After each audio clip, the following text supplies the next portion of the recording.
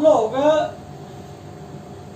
Fundamental right की कुछ चीजों को विगत की कक्षाओं में देखा था, जिसमें फंडामेंटल राइट की अपनी पृष्ठभूमि थी और उसके बाद फंडामेंटल राइट्स से रिलेटेड जो संवैधानिक प्रावधान थे वो प्रावधान इसमें उल्लेखित हुए थे। हमने जो विगत कक्षा में आपसे फंडामेंटल राइट के बारे में डिस्कस किया था वह था अनुच्छेद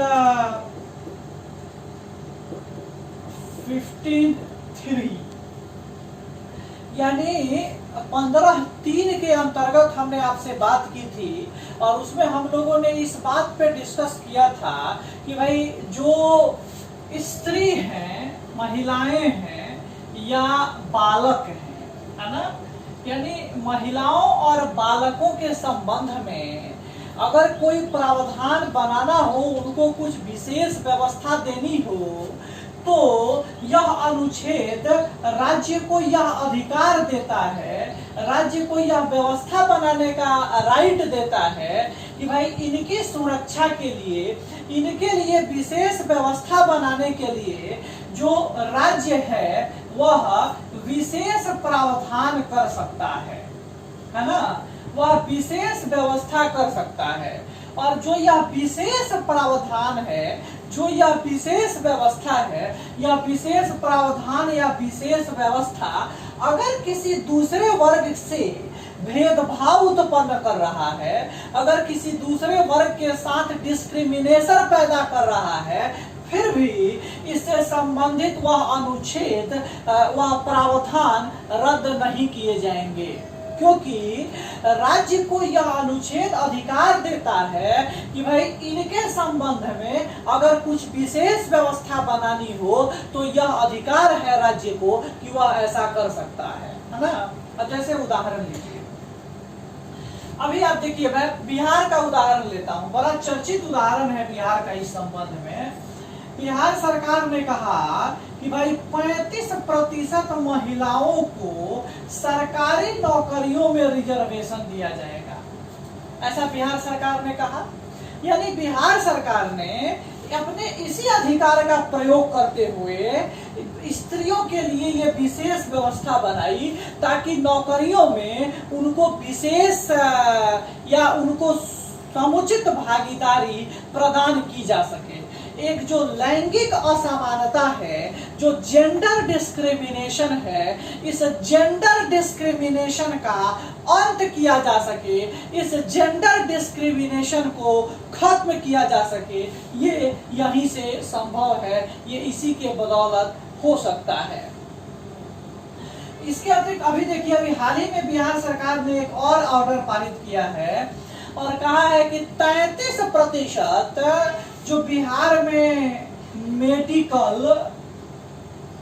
या इंजीनियरिंग है ना, इन दोनों की जो संस्थान है, मेडिकल कॉलेज हो या इंजीनियरिंग कॉलेज हो, उनके सीटों में, उनकी जो कुल सीटें हैं, उन सीटों का 33% जो सीट है, 33% जो जगह है, वो महिलाओं के लिए क्या किया जाएगा, रिजर्व कर दिया जाएगा।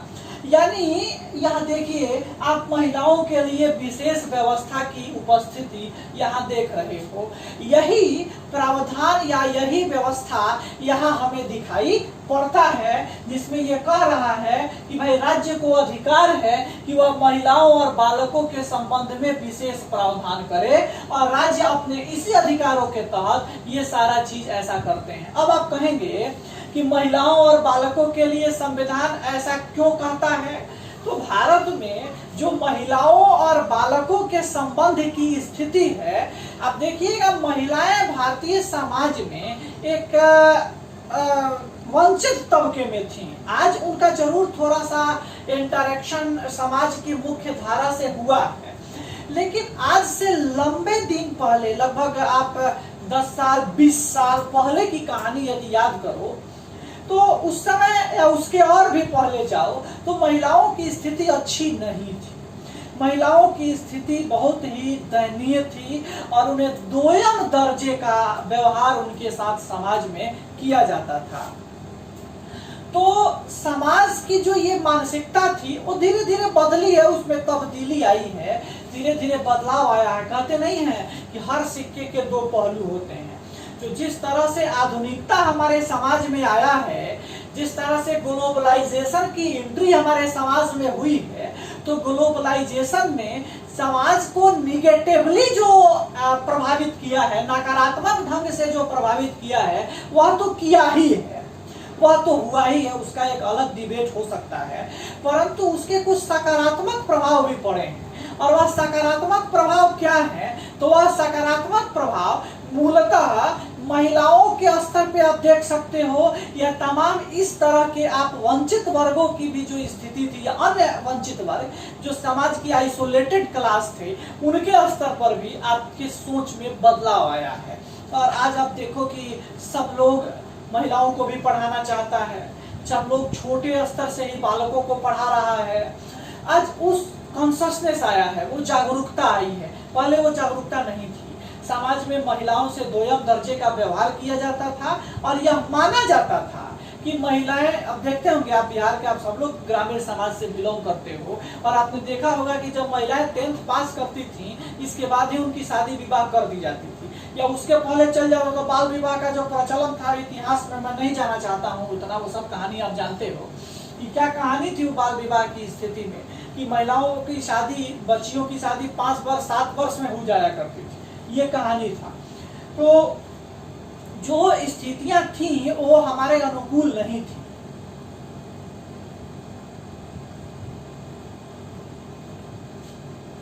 तो ये अनुच्छेद 15(3) जो है, महिलाओं को उन्हीं स्थितियों से बाहर निकालने का एक प्रयास है, उन्हीं स्थितियों से उबारने का, उसका निदान करने का एक प्रयास है ना।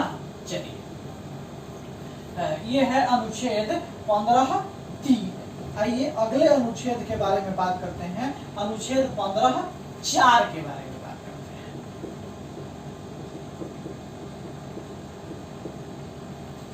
अनुच्छेद 15(4) के बारे में बात करते हैं। कहता है कि अनुसूचित जाति और जनजाति, है ना, SC and ST, schedule caste and schedule tribes, जो SC और ST वर्ग है तथा SC ST तथा सामाजिक और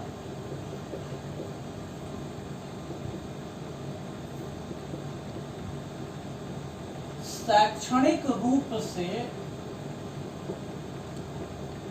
पिछड़े वर्गों के लिए विशेष प्रावधान कर सकता है। अनुच्छेद 15(4) इस बात की ओर इशारा कर रहा है कि एक तो समाज का यह भी वंचित वर्ग था, अनुसूचित जाति और अनुसूचित जनजाति का जो वर्ग था, यह भी समाज का काफी पिछड़ा हुआ वर्ग था, और समाज के पिछड़ापन का आलम यह था कि यह समाज में जो कुछ भी विकासात्मक गतिविधियां होती थी, यह उन विकासात्मक गतिविधियों से काफी अलग था। इन विकासात्मक गतिविधियों के साथ इसका जुड़ाव नहीं था, या दूसरे शब्दों में हम यह कहें कि यह विकास के उन प्रक्रियाओं का लाभ नहीं ले पाता था, यानी इनके सुविधाओं के लिए या इनको लाभ प्रदान करने के लिए सरकार के स्तर पे जिस तरह की योजनाएं चला करती थी, इन योजनाओं का लाभ इस वर्ग तक नहीं पहुंच पाता था। नतीजतन यह वर्ग अपने विकास की प्रक्रिया में अछूता रहा, यह उन्नति नहीं कर पाया, यह अपने वांछित लक्ष्य को प्राप्त करने में और समाज में अपने प्रतिभा का योगदान दे पाने में असफल रहा। नतीजा, इस वर्ग को भी ऊपर उठाने की जरूरत थी, क्योंकि अगर समाज का हम सर्वांगीण विकास चाहते हैं तो समाज के हर इकाई को विकसित बनाना जरूरी है, समाज के हर वर्ग को विकसित बनाना जरूरी है, समाज के हर कोने में विकास की उस धारा को पहुंचाने की जरूरत है। तभी हम एक उन्नत प्रगतिशील और सर्वगुण संपन्न समाज का निर्माण कर सकते हैं, जिसकी कल्पना हमारे संविधान निर्माताओं ने हमसे की है। तो जरूरी था कि इनको विकास के मुख्य धारा से जोड़ा जाए। एक ये चुनौती थी। दूसरा एक वर्ग था सामाजिक और शैक्षणिक रूप से पिछड़ा हुआ वर्ग। एक ऐसा वर्ग था जो इस कैटेगरी में तो शामिल नहीं था, लेकिन फिर भी वह सामाजिक दृष्टिकोण से और शैक्षणिक दृष्टिकोण से, यानी सोशली और एडुकेशनली, इन दोनों अप्रोच से, दोनों दृष्टिकोण से यह बैकवर्ड था, यह पिछड़ा हुआ वर्ग था। और यह भारत का एक वर्ग था जिसको हम लोग आज की भाषा में ओबीसी वर्ग कहते हैं, अदर बैकवर्ड क्लास के नाम से जाना जाता है। तो अदर बैकवर्ड क्लास की भी जो उस समय स्थिति थी वो बहुत अच्छी नहीं थी। याद करिए, जब 1953 में एक आयोग बना था, उसका नाम था काका साहब कालेलकर की अध्यक्षता में प्रथम पिछड़ा वर्ग आयोग।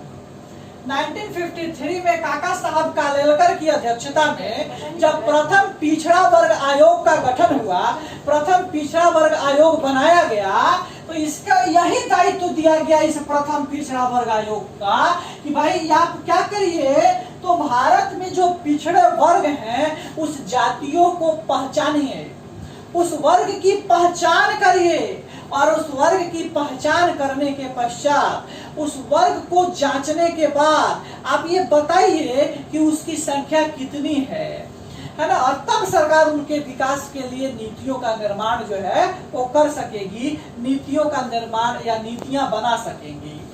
तो जब हम यहाँ देखते हैं कि काका साहब कालेलकर की अध्यक्षता में ये प्रथम पिछड़ा वर्ग आयोग का गठन हुआ, तो काका साहब कालेलकर ने कहा कि भाई जो पिछड़ा वर्ग आयोग की आबादी है, जो पिछड़े वर्ग आयोग की जनसंख्या है, वह भारत की कुल जनसंख्या का लगभग 52% है ना। अब आप अंदाजा लगा लीजिए। और उसके बाद उन्होंने कहा कि भाई इस 52% आबादी तो है इसकी, लेकिन जितनी इस वर्ग की आबादी है, इस आबादी के अनुसार इसका प्रतिनिधित्व तो नहीं है, इसका रिप्रेजेंटेशन नहीं है। आगे जब 16 अनुच्छेद पढ़ाएंगे तो नौकरियों के संबंध में इसका डिटेल चर्चा करेंगे। यहाँ बस इसको थोड़ा सा समझ लीजिए। तो उन्होंने यहीं पे 27% रिजर्वेशन की सिफारिश की थी, और फिर आगे चल के मंडल आयोग बना, आगे उसकी बात करेंगे जब अनुच्छेद 16 की बात करेंगे हम। तो अनुसूचित जाति जनजातियों के साथ साथ जो सामाजिक और शैक्षणिक रूप से पिछड़ा हुआ वर्ग था, उसके लिए भी विशेष व्यवस्था बनाने की बात इसमें कही गई, विशेष व्यवस्था को निर्मित करने की बात इसमें कही गई। अब इसके अतिरिक्त आप देखिएगा कि कुछ आपको ये जो सामाजिक और शैक्षणिक रूप की व्यवस्था है, इसमें अब एक और चीज भी आपको दिखाई देगा आज के समय में। अभी आपने थोड़े दिन पहले सुना होगा कि संविधान में 103वां संविधान संशोधन अधिनियम आया, यानी 103 कॉन्स्टिट्यूशनल अमेंडमेंट आया, और 103 कॉन्स्टिट्यूशनल अमेंडमेंट के माध्यम से जो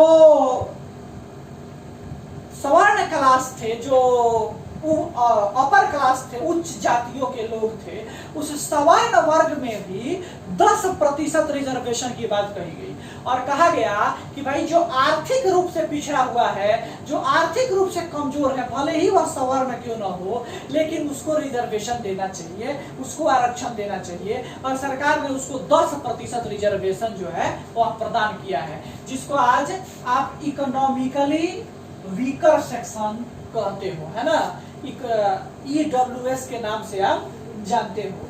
तो ये एक व्यवस्था थी जो राज्य को ये अधिकार देता है कि जो भी अनुसूचित जाति है, जनजाति है, या सामाजिक या शैक्षणिक रूप से जो पिछड़ गया है, चाहे उसका कारण जो भी हो, तो उसके पिछड़ापन को दूर करने के लिए, उसके बैकवर्डनेस को खत्म करने के लिए यह जरूरी है, यह आवश्यक है कि हम उसको कुछ विशेष अधिकार दें, हम उसको कुछ स्पेशल राइट्स दें। और वह विशेष अधिकार, वह स्पेशल राइट्स जो है वह क्या है, तो यही है कि उनको आरक्षण दिया जाए, उनको रिजर्वेशन प्रदान किया जाए, है ना। चलिए, तो इस प्रकार से राज्य को ये सारे अधिकार मिलते हैं, राज्य को ये सारे राइट्स मिलते हैं कि राज्य जो है वह नागरिकों के उत्थान के लिए कार्य करे, नागरिकों की प्रगति के लिए कार्य करे, और जो कुछ भी उसके साथ समस्या उत्पन्न हो रही है या जिस कारण से भी वह आगे नहीं बढ़ पा रहा है, जिस कारण से उसकी प्रगति में बाधा आ रही है, उसके कारण को दूर किया जाए, उस कारण को ढूंढा जाए और उसके दूर करने के प्रयत्न किए जाए, है ना। तो ये सब इन्हीं अनुच्छेदों के तहत राज्य को यह अधिकार जो है वह प्राप्त होता है, राज्य को यह अधिकार मिलता है। तो ये अनुच्छेद 15(4) है। अब एक अनुच्छेद और है, अनुच्छेद 15(5), उसकी भी बात यहीं पे खत्म कर लेते हैं और फिर उसके बाद हम इसमें थोड़ा सा संदर्भ और आपको मैं जोड़ूंगा और बताऊंगा। तो हेडिंग बनाइए अनुच्छेद 15(5).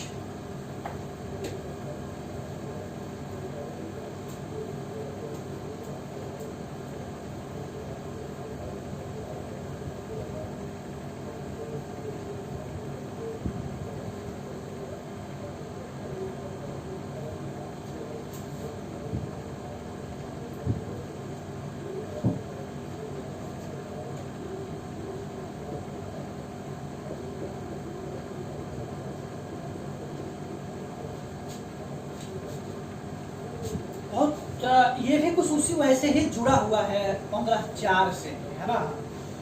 अगर आप इसके संदर्भ को देखिएगा तो कहता है, बड़ी महत्वपूर्ण है उस लाइन को समझना। कह रहा है कि अल्पसंख्यकों द्वारा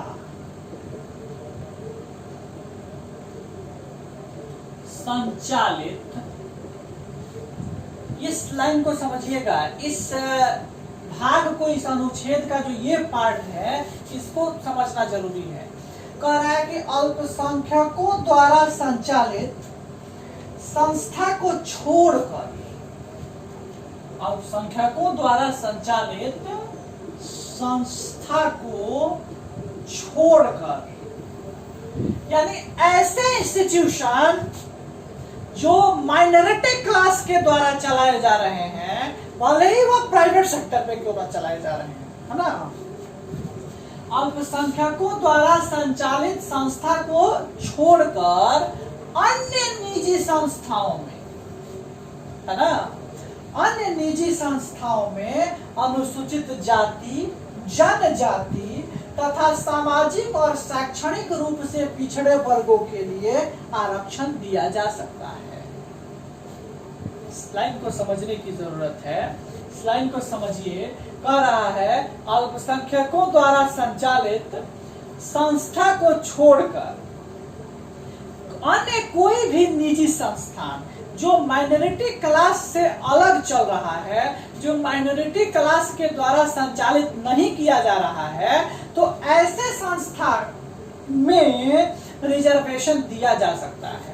लेकिन यदि कोई निजी संस्थान है और यदि वह माइनॉरिटियों के द्वारा चलाया जा रहा है, यदि वह अल्पसंख्यकों के द्वारा चलाया जा रहा है, तो उसमें रिजर्वेशन की व्यवस्था नहीं की जा सकती है, उसमें रिजर्वेशन नहीं दिया जा सकता है ना। तो यहाँ बात है कि भाई माइनॉरिटी क्लास के द्वारा यदि कोई भी इंस्टीट्यूशन चलाया जाए, ये ध्यान देने की जरूरत है कि माइनॉरिटी कौन है, माइनॉरिटी क्लास में कौन आते हैं। अगर उसको देखा जाए तो भारत में कई प्रकार के माइनॉरिटी हैं, जैसे धार्मिक, भाषाई, है ना, ये सब माइनॉरिटी क्लास में ही आते हैं। तो अगर रिलीजियस माइनॉरिटी हो या लिंग्विस्टिक माइनॉरिटी हो, ये जो कोई भी माइनॉरिटी, उससे मतलब नहीं है। अगर किसी माइनॉरिटी क्लास के द्वारा कोई एजुकेशनल इंस्टीट्यूशन या किसी प्रकार का इंस्टीट्यूशन चलाया जा रहा है, उसको ऑपरेट किया जा रहा है, तो इसमें किसी को रिजर्वेशन नहीं दिया जाएगा। लेकिन इनको छोड़ के यदि दूसरे अन्य किसी के द्वारा कोई निजी संस्थान चलाया जा रहा है तो राज्य यह प्रावधान कर सकता है कि भाई उस निजी संस्था में भी अनुसूचित जाति, जनजाति और सामाजिक तथा शैक्षणिक रूप से पिछड़े वर्गों के लिए विशेष आरक्षण जो है वह दिया जा सकता है या उसके लिए विशेष प्रावधान जो है वह किया जा सकता है। तो यहाँ एक ही संदर्भ है 15(4) और 15(5) में यहाँ अल्पसंख्यकों को कोट किया गया है, इसको ध्यान रखिएगा।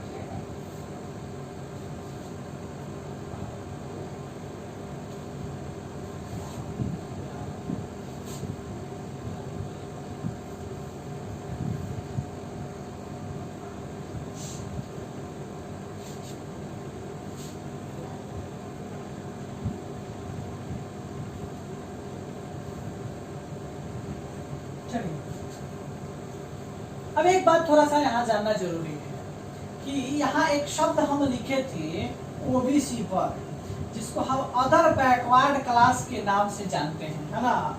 और यह अदर बैकवर्ड क्लास जो है ये आमतौर पे वही है जो सोशली एंड एडुकेशनली बैकवर्ड है, जो वहां से पिछड़ा हुआ है। तो जो ये ओबीसी वर्ग है, तो ओबीसी वर्ग में भी जब रिजर्वेशन दिया गया तो देखा गया कि ओबीसी वर्ग में कई ऐसे लोग हैं जिनको रिजर्वेशन की कोई जरूरत नहीं है, वे बहुत संपन्न हैं, उनके अंदर सारे संसाधन उपलब्ध हैं, तो फिर ऐसे लोगों को रिजर्वेशन क्यों दिया जाए। तो सरकार ने एक नया व्यवस्था लाया, जिस व्यवस्था को हम कहते हैं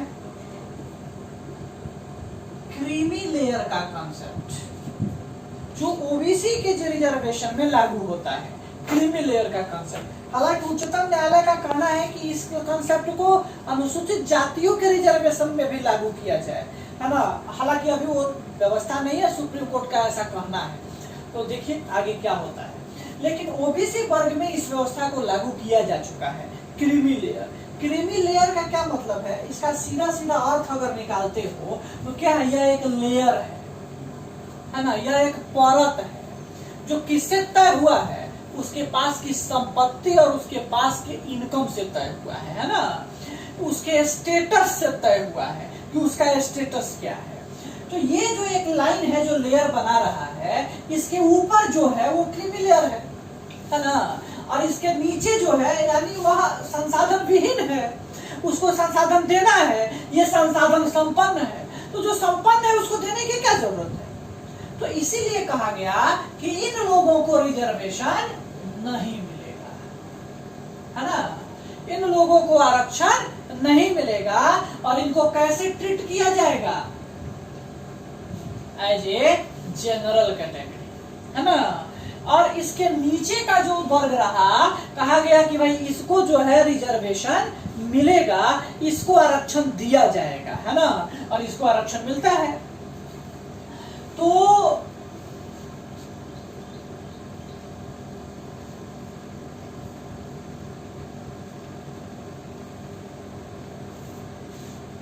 आप देखिए इसमें कि क्रीमी लेयर की जो यह अवधारणा है, यह ओबीसी वर्ग में आरक्षण को विभाजित करने, आरक्षण को एक न्यायपूर्ण बनाने, है ना, और सुलभ बनाने का एक प्रयास है, उन लोगों तक पहुंचाने का प्रयास है जिनको आरक्षण का वास्तविक आवश्यकता है ना, जिनको वास्तविक रूप से इसकी जरूरत है। इसी कंसेप्ट को यहाँ लागू किया जा रहा है। तो क्रीमी लेयर में पुनः कौन कौन लोग आते हैं और कौन कौन लोग नहीं आते हैं, तो इसको थोड़ा सा आप नोट कर लीजिए तो ठीक रहेगा कि क्रीमी लेयर में कौन कौन आता है ना, जो जिसको आरक्षण का लाभ नहीं मिलेगा, जो रिजर्वेशन का फायदा नहीं उठाएगा, है ना। उसमें पहला है संवैधानिक पद धारण करने वाला व्यक्ति, संवैधानिक पद धारण करने वाला व्यक्ति।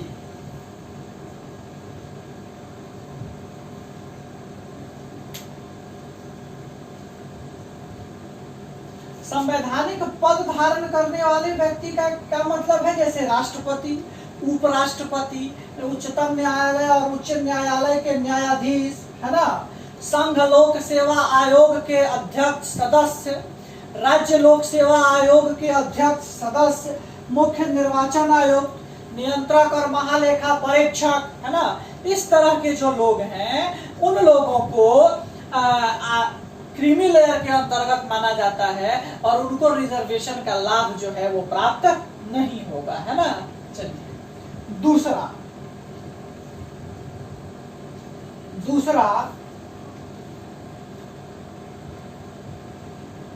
ग्रुप ए और ग्रुप बी के अधिकारी, ग्रुप ए और ग्रुप बी के अधिकारी,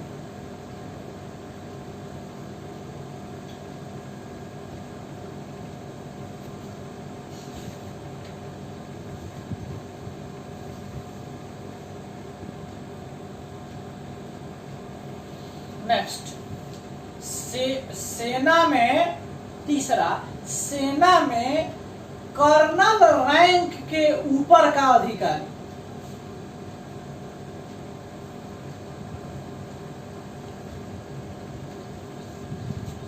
सेना में कर्नल रैंक के ऊपर का अधिकारी।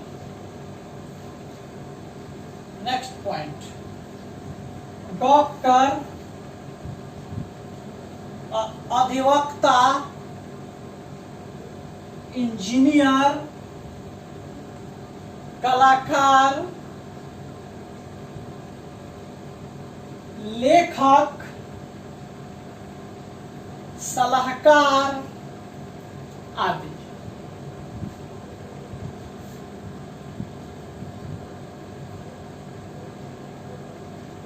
नेक्स्ट, व्यापार वाणिज्य और उद्योग में लगे व्यक्ति, व्यापार वाणिज्य और उद्योग में लगे। अब मुकेश अंबानी को रिजर्वेशन का क्या जरूरत है, हाँ? अब कोई छोटा मोटा पान का दुकान खोला है तो उसको इसमें काउंट नहीं करना यही ध्यान रखना। बेसिकली व्यापार वाणिज्य और उद्योग का मतलब है कि भाई बड़े प्रतिष्ठान हो, है ना, जिसका एक सर्टेन अच्छा इनकम हो, है ना। अब ये नहीं कि कोई भी साधारण सा दुकान खोल लिया, हाँ ठीक है अब तो तुमको बेचारा कोनो दुकान नहीं खोलेगा क्योंकि रिजर्वेशन का लाभ नहीं मिलेगा उसको, तो इसलिए ये इसमें शामिल नहीं होता है। हाँ, लेकिन उस तरह की जो व्यवस्था है, जैसे मान लो मुकेश अंबानी है, गौतम अडानी है, यदि ये लोग इस वर्ग में आता है तो उन लोगों को रिजर्वेशन की क्या जरूरत है? वो लोग तो नौकरी मांगने भी नहीं आ रहा है सरकार से कि भाई हमको नौकरी दे दीजिए। तो इसीलिए सरकार ही उल्टे उनके पास लेके जा रही है कि हमारा खरीद लीजिए ना, सरकार अपना एयरपोर्ट रेलवे स्टेशन लेके जा रही है कि ये खरीद लीजिए, उन्हीं से मदद ले रही है उल्टे।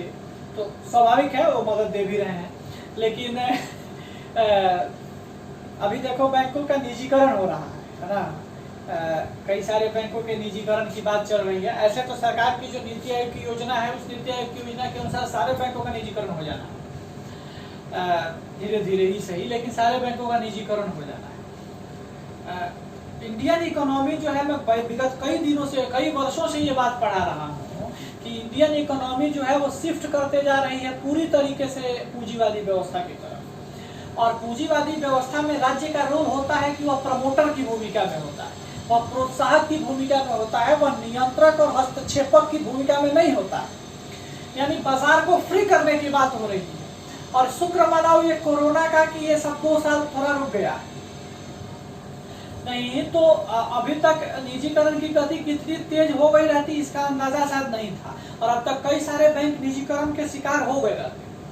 अभी 2 बैंकों के निजीकरण की बातें फाइनल हुई हैं कैबिनेट के द्वारा, एक सेंट्रल बैंक है और एक इंडियन ओवरसीज बैंक है। इन 2 बैंकों के निजीकरण को करना चाहती है सरकार पहले उन्हीं बैंकों का निजीकरण कर रही है जिनका एनपीए कम है, क्योंकि उनके खरीदार आसानी से मिल जा रहे हैं।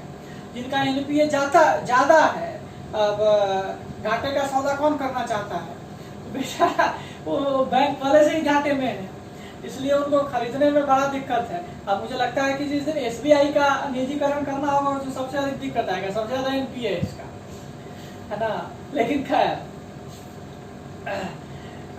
लेकिन NPA जिसका कम है उसको बेच रही है सरकार, और 2 बैंकों को निजीकरण के लिए सरकार ने निर्णय लिया है। जैसा कि आपने इस साल का बजट देखा होगा, जब वित्त मंत्री निर्मला सीतारमण ने 2021-22 का बजट पेश किया था, हम लोगों ने बजट का क्लास जो किया था उसमें पढ़ा था कि एक IDBI और 2 अन्य सार्वजनिक क्षेत्र के बैंकों का निजीकरण कर दिया जाएगा, है ना।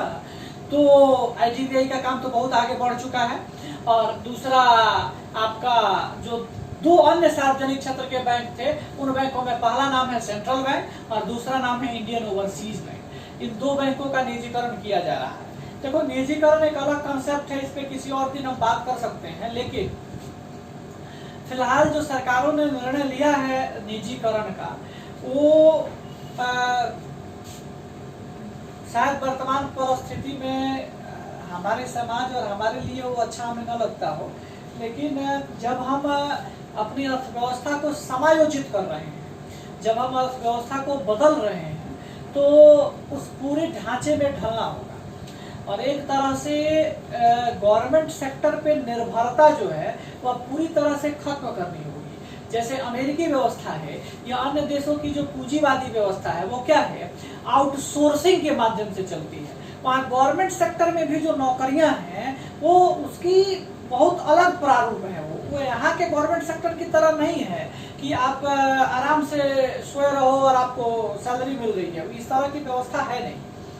वो भी वहाँ भी आउटसोर्सिंग के माध्यम से चल रही है। हालांकि हमारे यहाँ भी आउटसोर्सिंग होता है और हो भी रहा है, लेकिन उसकी जो गति है वो बहुत धीमी है, वो उतना तेज गति से नहीं है। हालांकि सरकार उसमें आगे बढ़ रही है। और अब ये निजीकरण अच्छा है या बुरा है, किसी दिन इस पर डिस्कस करेंगे, किसी अलग दिन इस पर बात करेंगे कि निजीकरण से क्या फायदे हैं और क्या हानि। चलिए, तो ये जो व्यापार और वाणिज्य का था, अगला लिख लेना। अगला पॉइंट, शहरी क्षेत्र में जिन लोगों के पास भवन है, शहरी क्षेत्र में जिन लोगों के पास भवन है, यानी घर जिन लोगों ने शहर में बना लिया है, हाँ, वो इसमें शामिल होते हैं। नेक्स्ट, अब मान लो कि कोई व्यक्ति जो है वह सुदूर क्षेत्र में रहता है, कहीं गांव के क्षेत्र में, और वो आके पटना, दिल्ली, बंगलोर कहीं जाके अपना घर बना लेता है। तो कुछ था तब ना बना लिया, नहीं तो घर बनाना इतना आसान है क्या? हाँ, पटना में एक किसी को घर बनाने की तो बात छोड़ दो, 2 रूम का कबूतर खाना अगर खरीदना हो किसी को, तो उसके लिए भी लगभग 60 लाख, 70 लाख, 80 लाख, 1-1 करोड़ रुपए चाहिए, है ना। लेकिन इसके नीचे तो नहीं हो पाएगा। उसी तरह अन्य शहरों में जाओ तो वैसे ही बढ़ता जाता है, वैसे ही उसकी मेट्रो सिटी की मांगे और थोड़ी सी ज्यादा है। तो इसलिए कुछ है तब ना उतना पैसा खर्चा कर रहा है, तो फिर उसको रिजर्वेशन की क्या जरूरत है, उसको आरक्षण की क्या आवश्यकता है, इसलिए उसको नहीं मिलनी चाहिए उसको। अब एक बात यहाँ संदर्भ समझ लीजिएगा। अब मान लीजिए कि किसी का घर बचपने से जो यहीं का वासी है, पटने का वासी है, अब उसको अगर रिजर्वेशन मिल रहा है तो भाई उसको मिल सकता है ना, उसको मिल सकता है, क्योंकि अब उसके लिए अलग से पता नहीं आएगा, उसका तो एड्रेस यही है। तो वो इसलिए अगर कोई यहाँ का वासी है और उसको मिल रहा है तो वो जायज है, वो मिल सकता है। लेकिन अगर कोई सुदूर क्षेत्र से आके और यहाँ घर बना लिया और कह रहा है कि हमको चाहिए रिजर्वेशन, ये गलत है, ये नहीं मिलेगा। नेक्स्ट पॉइंट, अगला लिखिएगा कि जिन लोगों की सालाना आय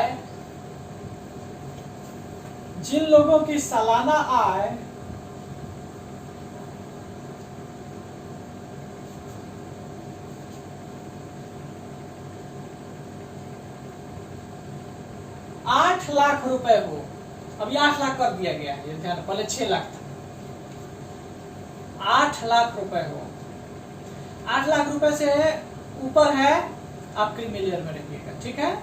अगर आप 8 लाख रुपए से नीचे में हैं तो आपको आरक्षण का लाभ मिलेगा, ऊपर हैं आरक्षण का लाभ नहीं मिलेगा। ठीक है, चलिए, तो इस तरह से ये सब लोग क्रीमी लेयर के अंतर्गत आते हैं, क्रीमी लेयर के कॉन्सेप्ट में ये शामिल है। ठीक है, अब है अनुच्छेद 16, है ना, इसकी चर्चा कल करेंगे आपसे, कल इस पर बात किया जाएगा।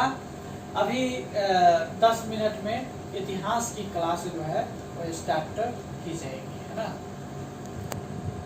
Thank you.